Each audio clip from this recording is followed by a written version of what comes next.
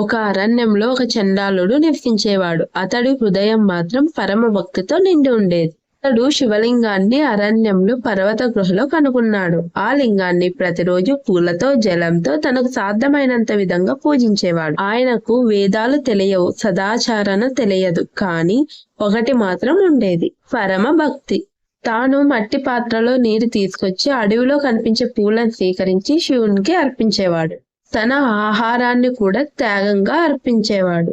దేవతలు దీన్ని చూసి ఆశ్చర్యపోయారు, కానీ శివుడు మాత్రం ఎంతో ఆనందంతో పూజను స్వీకరించేవాడు.